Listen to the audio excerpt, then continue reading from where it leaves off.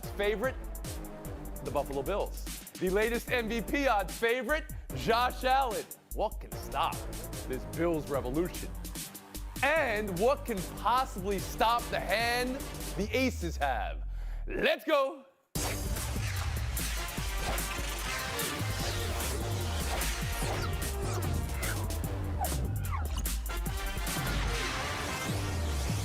Flashback to last year, before last NFL season, it was Kansas City Super Bowl favorite. It was Patrick Mahomes, MVP favorite. We know it didn't turn out that way. This year, all roads run through Buffalo, and Josh Allen's supremacy has been anointed. 227 days ago, the craziest game we've ever seen, right? Allen not getting the ball in overtime. That's how their season ended. But he has scored the last 2 times he's touched the ball, so the Bills come in with momentum. Israel Gutierrez around the horn to you. 1 day out from opening kickoff. Bills versus the, don't mind us, defending champion Rams. Would you rather be defending champs or the team everybody's fallen in love with? Oh, I would much rather be the defending champions. And, we'll talk about the Rams maybe later, but I'm a little bit confused by what the Buffalo Bills' love affair is, really, because the idea is, they had a good season, faced some expectations, got a little bit better. Let's see how good they're going to be. Is that not what we just experienced last year, coming off of a 13-3 season where Josh Allen had better numbers than he did last year, and we were saying, hey, let's see what this is going to look like? Well, it was slightly worse. And so I don't think that we're necessarily going to jump back to the 5 less interceptions of Josh Allen of a couple of seasons ago. I don't know that yet. I think a lot of this is built around what the AFC East isn't or wasn't or isn't anymore. And obviously Tom Brady hadn't been there for a couple of years, but the Miami Dolphins might have a little something to say about being in a competitive division here. So it's a little sort of wondering what all the excitement is. I know Josh Allen's going to have a huge regular season, but in terms of Super Bowl favorites, I think you're jumping a little bit. Cold water from the panelists from South Florida there on these Bills. Woody, can you start there? Yes. Go back to him after they play the Dolphins twice. All right. No, I like that trash talk. I'm really sorry, Israel, but I'd rather own a folding table company in Buffalo than be a CEO in Los Angeles. I'm going with the Buffalo Bills. Pro Football Focus, which I appreciate, has said they have the best roster in the NFL. The changes they made, who did they get, Israel? Von Miller. Who was he playing for last year? He was playing in L.A. for the other team. They also have only one serious problem, I think, and that's at cornerback, where White is going to be out for another 4 weeks. But I believe that they've got a great offensive line, little weak on the right side. But they've got 3 now fully capable running backs. They've got 7 guys on defense that you would put on any team in this league. I'm going with the Buffalo, and I didn't even mention Josh Allen, who is going to be the best quarterback in the league this year. They are not feeling like they have a target on their back. They're feeling motivation about what happened in 13 seconds last year. Exactly. All right, so you have the Bills and you have Allen, it sounds like. Super Bowl and MVP. Monica McNutt, bring you in here.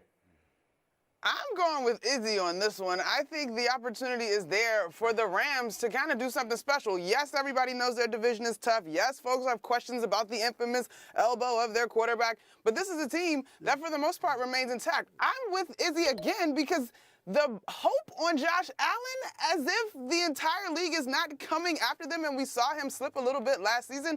I just think we're taking it for granted that, yes, they were 13 seconds away from the AFC title game, but I think we're taking for granted how hard it is to get there and to return there. I mean, if you take it a level up, there's a reason we haven't had repeat Super Bowl champions in quite some time. And Kevin Blackistone. And, the comparison you opened up to with Mahomes and Kansas City, Mahomes and Kansas City, they've won this before. They've done it all before. So you can kind of envision that. It's hard for me still to envision the Bills doing that. I mean, I agree with Woody. They are good in every phase of the game on paper right now that you could possibly be. They got stars at every position. They've got great receivers. They've got a solid running back core. Josh Allen is really good. But I'm still hard-pressed to overlook the Rams despite the fact that Von Miller left, despite the fact that Whitworth retired, despite the fact that Robert Woods isn't there. Now they've got Robinson. Now they've got Bobby Wagner on defense, and they still have all those other weapons like Kupp on offense. So I really like the ability of the Rams to regroup, win the West, and get back to that Super Bowl. Woody Page, the one man standing with the Bills Mafia here. Take note, Bills Mafia. You heard from McNutt, Gutierrez, and Blackistone.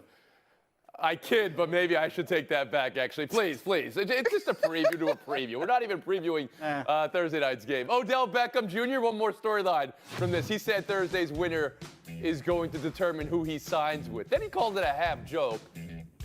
I read today that the Rams still have his locker ready, so maybe it's not even up for grabs. Should either of these teams be thinking about adding Beckham? Woody Page, start us with that. Absolutely. I think it's three-quarters truth, and I think he's going to go with the Buffalo Bills because of his bromance with Von Miller. He tried to track Von to Cleveland a couple of years ago. They went to Los Angeles together. I think they want to be back together. Being the general manager there says, we're going to be interested in him. I think that's going to work out. It doesn't matter where his locker is. Gutierrez? Now, he's fixed himself pretty well with the Rams there. And after being with the Browns and not living up to expectations, not getting the ball enough, you would think someplace where he found a comfort level, already knows the offense, coming off of an injury, and that want him back. It feels like the Rams are an obvious choice for him. It's got to be OBJ back to L.A. I mean, he was really good when he was there. In the playoffs, he had a couple of touchdowns, a couple 100 yards receiving. Everybody thought when he went down with that knee injury that was going to be a huge problem. That's how much we thought of him there. I can definitely see him going back. Listen, I love the love for Von Miller, but come on, L.A., Buffalo for Odell Beckham Jr. Here we go. Here we go kidding again. me? All right. It's What's LA. wrong with Buffalo? Wait, what does it say behind McNutt today? Los Angeles? Did this happen? Have you made the move out to Hollywood? I honestly am ready to go home, but LA's been great. We move on. The end for Sue Bird last night. Her immaculate career. We'll get to that in a second. But we start with the start of the middle of the beginning for the Las Vegas Aces. First, the game. You say Breanna Stewart is going to drop 42, and Ryan Rucco called her a walking bag of cash. Love that. Yeah, you hear that, you think Seattle's going to win, but this Vegas team, so balanced. 4-star spread. Chelsea Gray, Chelsea Daggers. Absurd postseason continuing. Shooting 63%. Wilson, Plum, Young, and of course Hammond on the bench. Monica, what did these Aces show you last night? That it is absolutely their time, Tony. I mean, this is a group that has been so close. They got to the finals in the bubble. They came up just short of the finals a season ago, and we remember Asia Wilson's despair. Chelsea Gray, cheat code Chelsea as I call her, has been the missing piece, and you add the leadership from Becky Hammond. The shot she took late in that ball game, jaw is on the floor. They're high arcing, the ball has a beautiful backspin, and they find the bottom of the net. The stamina and the youth and the focus of the Aces stood out. Kevin Blackistone, what stood out for you? Yeah, I'd have to agree. You know, I'm looking at Asia Wilson in this as kind of the anchor to the team. She comes up with another double-double. They have a lot more balanced scoring on their side than did the Storm last night. But you know, they do seem to be a team that's kind of destined to do this whole thing. They have the coach that everyone's talked about. Coach of the year. They've got good defense when they need it to. They can play both ways, up and down, or play physical. That's the thing that gets me. That's what Wilson brings to you. So you know, this is a team that can. It's a team that can pull it all together and do it. Israel Gutierrez. I mean, the Chelsea Gray shots that I think Monica left out was there was constantly a hand in her face. Those shots were so difficult, and you're figuring, how is she shooting 63% with this level of defense in her face? It was like you just kind of throw your hands up in the air and say, I don't know. And the great part about this game was she needed Jackie Young to hit a couple of those same difficult shots, man in her face, or hand in her face, and those go too, and it just sort of matched what was a great series. I mean, 1 overtime game and 3 decided by 5 points or less. It was a great finish, but Chelsea Gray, like, if she shoots 30% in the next series, I would say that makes a lot more sense, given the fact that that's Well, why are you trying to mush her? What is that about? What are you talking about? Woody Page, now to you. Well, Monica, you were so outstanding on the studio show last night. I couldn't take my eyes off of you dribbling a basketball in the studio. Thank you for finally joining me. Before the playoffs started, you had it. I said You had it. that the Aces were going to be the team that wins. Becky Hammond Okay. was such an addition to that team, and she has a history. Only person that actually is going to be in the finals as a player and a coach, and she was around when the San Antonio Spurs were good. So you've got a great coach there. You've got 41 shades of gray when Gray had 31 points and 10 assists. Nobody's ever Woody's accomplished got that in the material finals today, before. people. So He's heating up. the third thing is they had 4 players on that team that either assisted or scored all 97 points last night. You got to go with That's the the Aces. amazing thing. That's a 4-headed star monster because you know they've got the MVP, Asia Wilson, and Plum has been the story of the year in the way she's emerged. And you just talked about the other stars. Monica, for Sue Bird, you knew this moment was coming. And it's a tough question I'm going to ask here because her career is basically a CVS receipt of accomplishments and accolades and championships. But what will you remember Sue Bird for? Sustained greatness. I think we do this thing where we take it for granted. I had a friend tweet out, not Serena and Sue in the same week, and I think we're spoiled by the longevity and the success of their careers. Multiple NCAA championships, multiple WNBA championships, 5-time Olympic gold medalists. And even though she didn't score a ton in this series, she was averaging close to 9 assists per game, and she was playing pretty good basketball until last night. I couldn't help but wonder if the looming end crept into her mind a little bit at points because she looked a little bit frantic and out of character. But all in all, an incredible career to celebrate. Woody Page? Of course, 2 college titles, 4 in the WNBA, and 5 in the Olympics. That's Bill Russell type territory. You've got to salute that. And she had an accomplished career without finishing with a championship. Israel Gutierrez.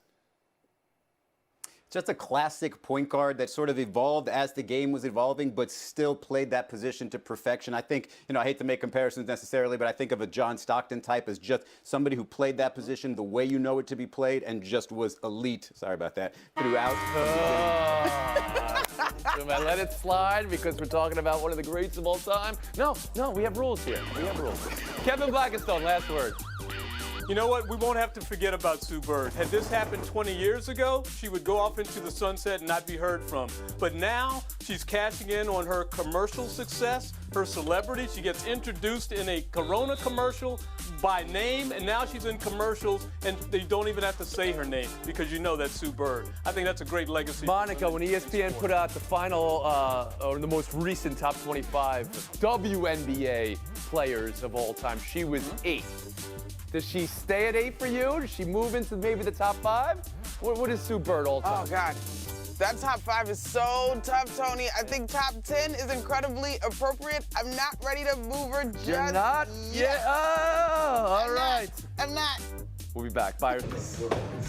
And I'm going to have fun doing it, so thank you. Love that, brother. First dime of the year. Thank you. You'll be playing with LeBron James and Anthony Davis. They'll be playing with me. Yeah? I made the playoffs last year. They didn't. That's the difference. Monica, buy or sell the Patrick Beverley injection into this Lakers team? Ugh. I buy it in theory because of the energy and the intensity that he brings. I still have questions about the actual basketball part of it, but I'm not concerned about his beef with Russell Westbrook. They're going to be teammates now. They'll get over So it. that's a buy. Woody Page, you're buying the Beverley injection into this team. I was selling the trade when it was made. I continue to sell it. I want to know who's going to bring the ball up the court. You basically got 3 point guards. You add LeBron James, who wants to be a point guard. I just don't think this combination is going to work, and somebody else is going to throw in the towel before the season's over. Israel Gutierrez? It's not a bad thing to have some versatility in terms of ball handlers, but frankly, just in terms of energy for a team that's pretty old in the Lakers, and just shot making, just being able to shoot from the perimeter, Pat Beverley has grown into a pretty decent shooter himself. So yeah. Okay, but hold on a second. You guys have all avoided mentioning the line he just said that LeBron James is going to be playing with me. I made the playoffs last year. Blackistone, start there. I'll get to you, Monica. Start there, Kev.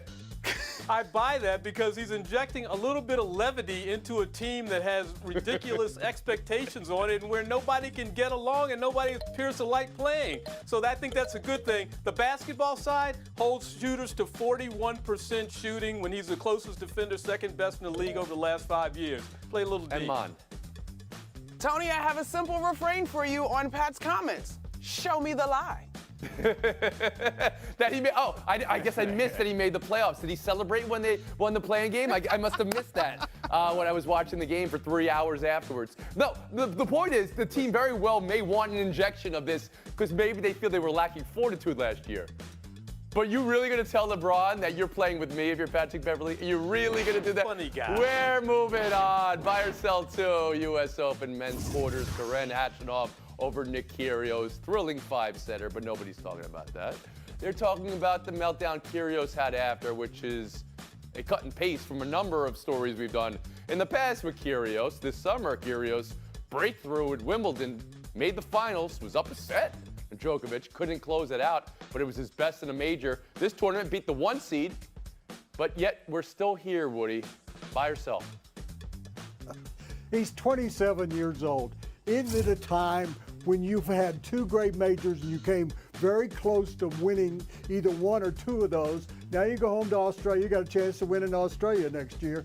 So clean up your act a bit. That was not fair to your opponent or to the people at the U.S. Open last night, what he did at the end. But he can't seem to grow up into his age. Monica McNutt, what are you giving me with that face, please? When he knocks off Medvedev and is so poised, but is also emotional and borderline tears, like, woo, we love that. But when he's pissed because he loses, he can't show emotion. Like, I get tennis is prissy and all proper and whatnot, but the guy wears his heart on his sleeve. I was a little bit more disappointed with the way he seemed to stop competing in a match that was a very good match. KB? Well, what disappoints me is that Kyrgios said after he beat Medvedev that he felt that he had matured. He talked about that with Naomi Osaka, that he had moved on, that he had changed. And then last night, just when I'm about to wrap my arms around him because he's such a fun player to watch, he's got a great serve, a great backhand, and he implodes. Absolutely implodes. Gutierrez. But KB, it's progress because it feels like at least now he's more upset with himself. It feels like he's lamenting missed opportunities, whereas before he almost sort of gave the too cool for school. I don't need to try that hard. Oh, I'm going to be mad at this person or this person. Now it feels like he's internalizing it, which is probably better. We dealt with John McEnroe for his entire career having outbursts like this. So I think if you can sort of keep them to a little bit or just a little bit less. All right. So you say if you're not, I think it's great, and so I think this is progress. Yelling at the umpire, threatening other. If you're just throwing down your racket, it's okay. Yes. It's better than what we've seen, and so and he's only 27. 27, he's just entering his. The weekend. That's usually $10 that we put in the kitty. We'll have a big bash at the end of the year at my place. Maybe if you win, I'll be on time. I don't think it has anything to do with winning. I think it has to do with being on time. Wow. You guys have been in coaches' press conferences before. Have you ever seen one like that? And the reporter has since said it was a joke. Joke or no joke, Monica? Didn't catch me as a joke. I missed it. I mean, I'll admit I'm not the most dry humor person, but that was a little spicy. I didn't catch the joke. Woody? Obviously, Monica, you're not a dry humor person, but I am. And I've been in situations like that. Why didn't he use a Louisiana accent like he did when he got the job? And why didn't he laugh a little bit? And it would have been a lot more fun than it would have been a joke. This was not that much fun. I'll give you that. I shivered out my spine just out of, oh, man. Don't do that. We'll move on. Showdown 2, the Rays fan who caught Red Sox prospect Tristan Casas' first home run. Appeared that there was a negotiation, first with Rays mascot DJ Kitty, and then with a Red Sox clubhouse attendant. Let's hear directly from the fan on what he got. So I'm getting a signed bat by the player who hit it. And I'm getting, and then I'm getting a Bogarts signed ball and somebody else. I don't remember who he said. So do you know who hit the home run? No. Woody, do you have any negotiating advice for this fan? Fair or foul? Yes, hire an agent. Hire an 11-year-old boy who would actually negotiate a better deal than that. That was awful. He didn't even know who hit it. And he's going to end up with a bat that he doesn't even know the name on it. Monica?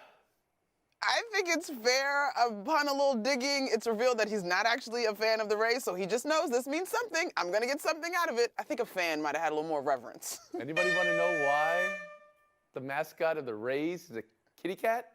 They've got two now. They do have Raymond. But yeah, I don't know. I got questions about that. FaceTime, Woody Page. Texas transfer Quinn Ewers came from Ohio State, got a deal in NIL for $1.4 million. He's the starting Texas quarterback, started his debut game. They won 52-10, and guess what? After the game, his car had been towed away in the garage. Oh, poor baby. It was a Porsche, and his other car is a James Bond car, an Aston Martin.